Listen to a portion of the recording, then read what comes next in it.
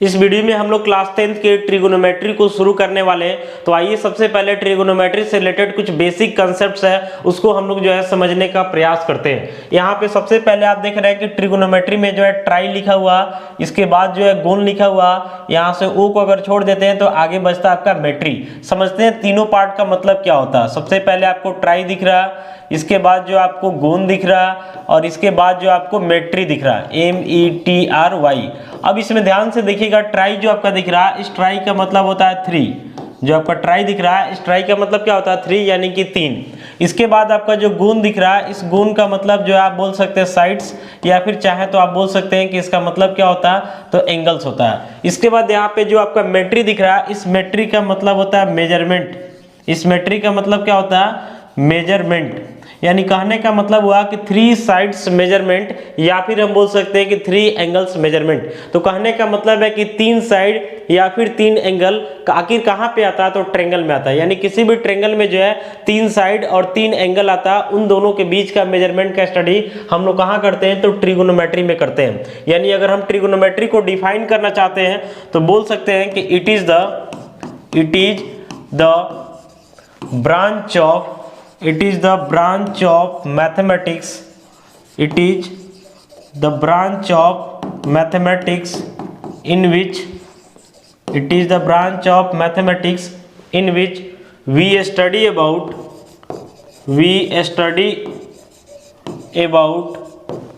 the relationship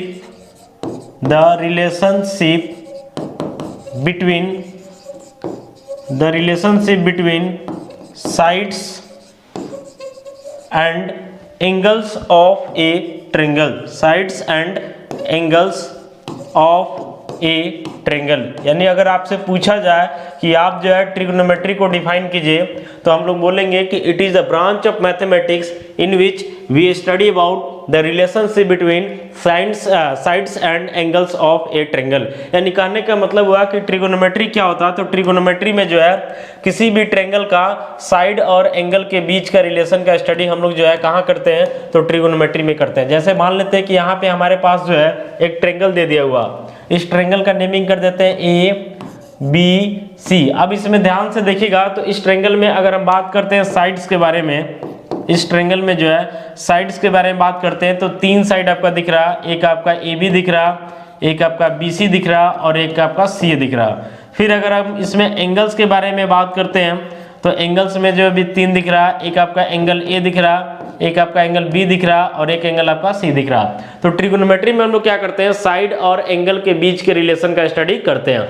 तो class 10th में जो है ट्रिगोनोमेट्री कुछ लिमिटेड पढ़ना और धीरे धीरे हम लोग का क्लास जैसे बढ़ेगा उसके अनुसार ट्रिगोनोमेट्री जो है और भी आपका अपडेट होते चला जाएगा। तो अभी तो आप ट्रिगोनोमेट्री का डिफिनीशन देख लिए, अब अभी आपको जो ट्रिगोनोमेट्री पढ़ना इसमें जो है सिर्फ और सिर्फ राइट एंगल ट्रायंगल के बेसिस पे ट्रिगोनोमेट्री पढ़ना। तो आइए सबसे पहले हम राइट एंगल ट्रायंगल को जो है थोड़ा सा एक्सप्लेन करते हैं, आप कंसंट्रेट होकर के जो है वीडियो को देखते रहिए। तो सबसे पहले क्या करते हैं, यहाँ पे एक हम राइट एंगल ट्रायंगल बना लेते हैं। सबसे पहले जो है यहाँ पे क्या करते हैं एक राइट एंगल ट्रायंगल ले लेते हैं। हमारा कौन सा ट्रायंगल है तो राइट एंगल्ड ट्रायंगल। तो राइट एंगल ट्रायंगल का मतलब हुआ कि एक ऐसा ट्रायंगल जिसमें किसी एक एंगल का मेजरमेंट जो है कितना होता है तो 90 डिग्री का होता है, उसको हम लोग क्या बोलते हैं तो राइट एंगल ट्रायंगल बोलते हैं। इसका नेमिंग कर देते हैं, जैसे A हो गया, B हो गया, C हो गया। यहाँ पे जो आपका एंगल दिख रहा है कितने का हो गया तो 90 डिग्री का हो गया। अब इसमें जो है थोड़ा सा मेंशन करते हैं परपेंडिकुलर बेस और हाइपोटेनस को। आपको पता होना चाहिए कि किसी भी ट्रायंगल का जो सबसे बड़ा एंगल होता है उसके सामने वाला साइड जो है उस ट्रायंगल का सबसे बड़ा साइड होता है। तो इसमें जो है सबसे बड़ा एंगल आपका B है, यानी एंगल B को जो है हम लोग कैसा एंगल बोलेंगे तो एंगल B को हम लोग बोलेंगे राइट एंगल। एंगल B जो है आपका कैसा एंगल है राइट एंगल है, यानी कि एक तरीके से 90 डिग्री है। इसके बाद आपका जो एंगल A दिख रहा और एंगल C दिख रहा, तो किसी भी ट्रायंगल में तीनों एंगल का सम 180 डिग्री होता है। तो एंगल B अकेले 90 डिग्री है, इसका मतलब है कि A और C दोनों मिलकर 90 होगा। तो दोनों मिलकर 90 होगा तो इसका मतलब हुआ कि दोनों का मेजर जो है 0 और 90 के बीच में होगा, क्योंकि कोई एक एंगल जो है 0 तो हो नहीं सकता। तो इसका मतलब हुआ कि A और C को हम लोग क्या बोलेंगे तो एक्यूट एंगल बोलेंगे, एक्यूट एंगल्स। तो एक्यूट एंगल का मतलब क्या होता है, जिसका मेजर 0 डिग्री और 90 डिग्री के बीच में होता है। तो कुल मिलाकर के देखा जाए तो इस ट्रायंगल का जो सबसे बड़ा एंगल है ये आपका एंगल बी है। तो जो सबसे बड़ा एंगल होता है ना, इसके सामने वाला साइड सबसे बड़ा होता है। और राइट एंगल ट्रायंगल के सेंस में जो है 90 डिग्री के सामने वाला साइड का नाम हम लोग देते हैं हाइपोटेनस। इसको क्या बोलते हैं हम लोग, हाइपोटेनस, यानी इसको जो है स्मॉल एच से डिनोट करते हैं।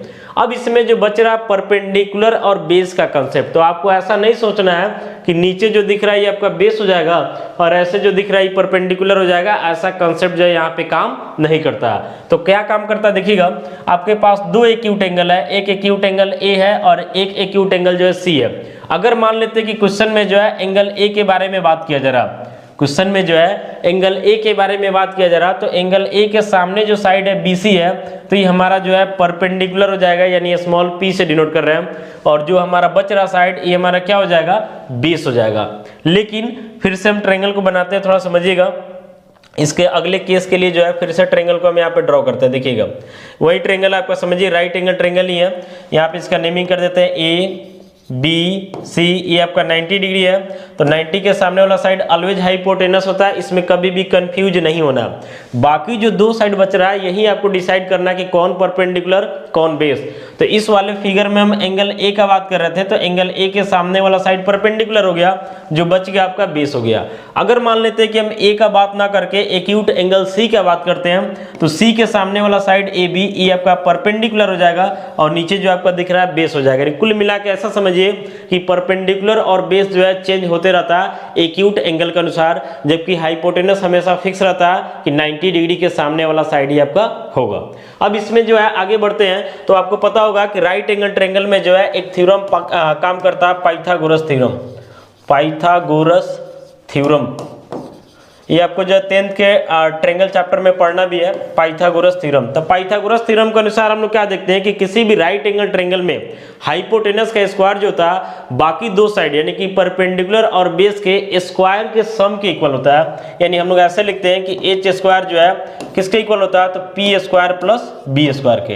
तो इस चीज को ध्यान रखिएगा कि एच स्क्वायर जो है किसके इक्वल होता है, तो p square plus b square के। अब इससे हमको क्या फायदा होगा कि h square p square b square तीन दिए हुआ ना, एच पी और बी में अगर कोई दो पता होगा तो तीसरा निकाल सकते हैं। मान लेते हैं कि परपेंडिकुलर और बेस दिया हुआ तो हाइपोटेनस निकाल सकते हैं, हाइपोटेनस और परपेंडिकुलर दिया तो बेस निकाल सकते हैं, हाइपोटेनस और बेस दिया तो परपेंडिकुलर निकाल सकते हैं। तो कुल मिला के बस यही फॉर्मूला आपको माइंड में रखना है, इसके सहायता से कोई दो दिया रहेगा तीसरा को जो है हम लोग फाइंड आउट कर सकते हैं। अब हम लोग आगे बढ़ते हैं, ये तो हो गया आपका राइट एंगल ट्रायंगल से रिलेटेड कुछ कंसेप्ट। अब हम लोग आगे बढ़ते हैं ट्रिगोनोमेट्रिक रेशियो की तरफ। तो सबसे पहले आप ध्यान दीजिएगा कि किसी भी राइट एंगल ट्रायंगल में जो है, किसी भी राइट एंगल ट्रायंगल का अगर हम बात करते हैं तो उसमें परपेंडिकुलर होगा, बेस होगा और क्या होगा, तो हाइपोटेनस होगा। जैसे यहाँ पे एक हम राइट एंगल ट्रायंगल को बना लिए, इसका नेमिंग कर देते हैं, मान लेते हैं P है, Q है, R है।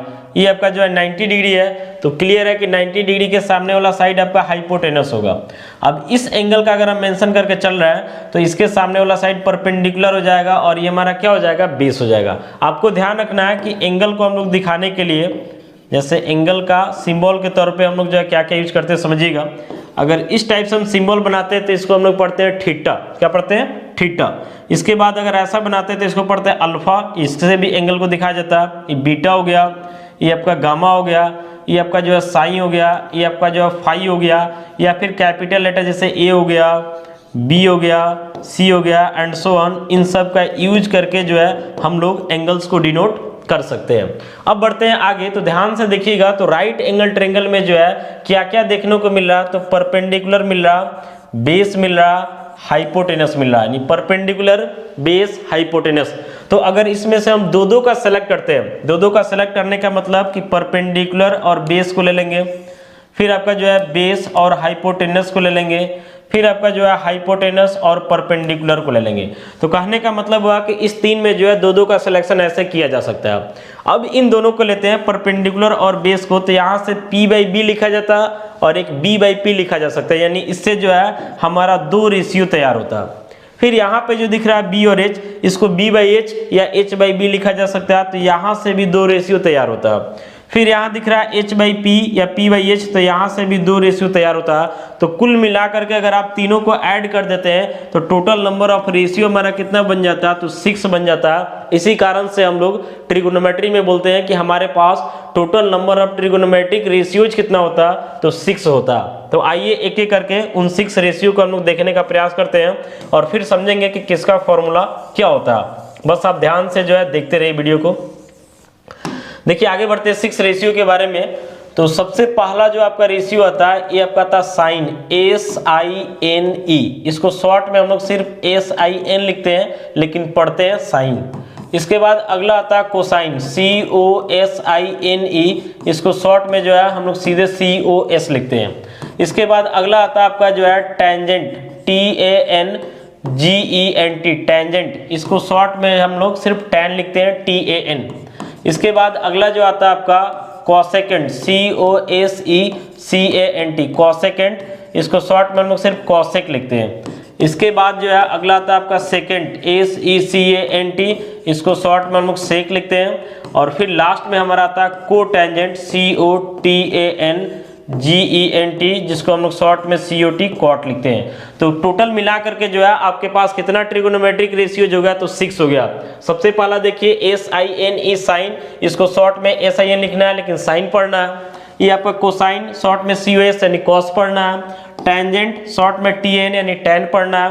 कॉसेकेंट यानी शॉर्ट में इसको कॉसेक। इसके बाद सेकेंड, इसको हम लोग सेक बोलते हैं। और को टेंजेंट को क्या बोलते हैं, कॉट। तो ये आपका शॉर्ट नेम हो गया, ये इसका फुल नेम हो गया। दोनों नेम जो है आपको याद करके रखना होगा। बढ़ते हैं आगे, ध्यान से आप देखते रहिए। तो आगे बढ़ते हैं। तो आगे इसमें हम लोग समझते हैं कुछ और बेसिक चीज को। इसके बाद फिर हम लोग आगे बढ़ेंगे। आप कंसंट्रेट होकर के जो है वीडियो को देखते रहिए ताकि आपके साथ कोई कंफ्यूजन क्रिएट ना हो। तो देखिए आगे इसमें बढ़ते हैं। तो अगला टॉपिक जो हमारे पास है, इसमें जो है जैसे मान लेते हैं कि हम कहीं पे लिख रहे हैं साइन थीटा, कहीं पे लिख रहे हैं साइन थीटा, तो आपको माइंड में ऐसा नहीं समझना है कि इसका मतलब जो है साइन इंटू थीटा होता है। ऐसा जो है बिल्कुल नहीं समझना है। जैसे होता ना कि कहीं पे अगर AB लिखा हुआ तो हम लोग इसको समझते हैं कि A इंटू B लिखा हुआ, तो वैसे ही साइन थीटा लिखा हुआ तो इसको साइन इंटू थीटा नहीं समझना है। तो इसको समझेंगे क्या, तो इसको समझेंगे कि साइन जो है किसी राइट एंगल ट्रायंगल में जो है एक रेशियो को इंडिकेट करता है। तो आगे हम बताएंगे कि कैसे रेशियो को इंडिकेट करता है। तो परपेंडिकुलर और हाइपोटेनस के रेशियो को जो है साइन थीटा एंगल के साथ रेशियो को दिखाता है, ना कि साइन इंटू थीटा होता है। ऐसा लिखना गलत है। या बाकी के लिए भी जैसे मान लेते हैं tan थीटा है, तो इसको हमको जो है tan इंटू थीटा नहीं समझना है। ऐसा कंसेप्ट जो है आपका कहीं से भी सही नहीं है। इस सब के लिए मतलब 6 में कहीं भी लिखा हुआ अगर थीटा वगैरह लिखा हुआ है या फिर बाकी भी बताएं सिंबल, इसमें किसी से भी जो है एंगल को डिनोट किया जा सकता है। तो कहीं पे भी थीटा डाला जाता है तो इसका मतलब आपको मल्टीप्लाई नहीं समझना है। इसके बाद जो है आगे बढ़ते इसमें देखिएगा, जैसे मान लेते हैं कि आपको लिखा गया कहीं पे साइन थीटा का होल स्क्वायर, तो देखते हैं कि इसका मतलब क्या होता है। जैसे मान लेते हैं यहाँ पे लिखा हुआ साइन थीटा और इसका जो है होल स्क्वायर लिखा हुआ, तो इसका मतलब आपका हो जाता है साइन स्क्वायर थीटा। 2 को ऊपर ही लिखना है, 2 को नीचे नहीं लगेगा। नीचे लाने के बाद साइन 2 थीटा बन जाएगा, जो बिल्कुल अलग बात होता है। मान लेते हैं यहाँ पे लिखा हुआ tan थीटा और इसका जो है होल क्यूब लिखा हुआ, होल क्यूब, तो इसका मतलब होता है tan क्यूब थीटा। मान लेते हैं यहाँ पे जो है आपका cos थीटा लिखा हुआ और इसका पावर जो है होल n है, तो इसको साथ क्या समझेंगे cos, और यहाँ पे n डाल देंगे, n समझिए पावर की तरह काम कर रहा, उसके बाद थीटा दिया हुआ। अगर इतना लिखा हुआ तो इसको ऐसा भी लिख सकते हैं। मान लेते हैं tan क्यूब थीटा हुआ तो आप इसको लिख सकते हैं tan थीटा का होल क्यूब। मान लेते हैं साइन स्क्वायर थीटा लिखा हुआ तो आप इसको साइन थीटा का क्या लिख सकते हैं, होल क्यूब लिख सकते हैं। एक चीज ध्यान रखिएगा कि अगर मान लेते हैं कि आप साइन स्क्वायर थीटा लिखते हैं और मान लेते हैं कि 2 को जो है थोड़ा सा नीचे कर देते हैं और तब थीटा लिखते हैं, दोनों जो है बिल्कुल अलग अलग बात होता है। ये आपका साइन स्क्वायर थीटा को इंडिकेट कर रहा है जबकि साइन 2 थीटा को इंडिकेट कर रहा है। दोनों में जो है समानता बिल्कुल नहीं है, इसलिए ध्यान रखना है कि लिखने में भी जो है आपको कंसंट्रेशन चाहिए। अब बढ़ते हैं, आपको बताएं कि राइट एंगल ट्रायंगल में जो है टोटल हमारे पास कितना रेशियो बन सकता है, तो टोटल जो है 6 रेशियो बन सकता है। तो आइए एक एक करके हम लोग 6 रेशियो को देखने का प्रयास करते हैं। इसमें सबसे पहला जो आपका आता है साइन थीटा आता है। यहाँ पे क्या करते हैं, पहले एक हम राइट एंगल ट्रायंगल ले लेते हैं ताकि समझाना जो और आसान हो जाएगा। यहाँ पे एक राइट एंगल ट्रायंगल ले लिए, इसमें नेमिंग वगैरह कर देते हैं इसका। जैसे मान लेते हैं यहाँ पे A है, यहाँ पे B है, यहाँ पे C है, ये हमारे लिए 90 डिग्री का है और क्वेश्चन में हम इस एंगल का मेंशन कर रहे हैं यानी C का, जिसको थीटा मान लिया गया। तो जाहिर सी बात है कि 90 के सामने वाला साइड हाइपोटेनस होगा और जिस एंगल का मेंशन कर रहे हैं इसके सामने वाला साइड परपेंडिकुलर और जो बच गया ये आपका क्या हो जाएगा, तो बेस हो जाएगा। अब यहाँ पे अगर हम साइन थीटा को लिखना चाहते हैं तो साइन थीटा जो है इस राइट एंगल ट्रायंगल में जो है परपेंडिकुलर और हाइपोटेनस के रेशियो को इंडिकेट करता है। ठीक है, पहले ही बताया कि साइन थीटा का मतलब साइन इंटू थीटा नहीं होता, तो साइन थीटा को हम क्या लिखते हैं, तो P/H लिखते हैं। इसके बाद अगला बढ़ते हैं, तो अगला जो हमारा आता है cos theta, COS cos theta, तो ये आपके बेस और हाइपोटेनस के रेशियो को इंडिकेट करता है। इसके बाद आपका आता है टैन थीटा, ये जो है आपके परपेंडिकुलर और बेस के रेशियो को इंडिकेट करता है। ये आपका 3 हो गया। अब आगे जो है इन तीनों का रेसिप्रोकल आता है, आगे हम लोग बताएंगे, इसमें आगे बढ़ेंगे तो और भी बहुत सारा चीज आपको मिलेगा। तो साइन थीटा जो होता है ना, इसका जो रेसिप्रोकल होता है, रेसिप्रोकल का मतलब अपोजिट यानी उल्टा, ही कोसेक थीटा होता है। तो अगर साइन थीटा का वैल्यू P/H है तो इसका वैल्यू उल्टा है यानी H बाई क्या हो जाता है, P हो जाता है। इसके बाद जो है अगला कॉस थीटा, तो कॉस थीटा का अपोजिट जो है सेक थीटा होता है। तो देख रहे ना कि B/H है तो यहाँ पे क्या हो जाएगा, तो H/B हो जाएगा।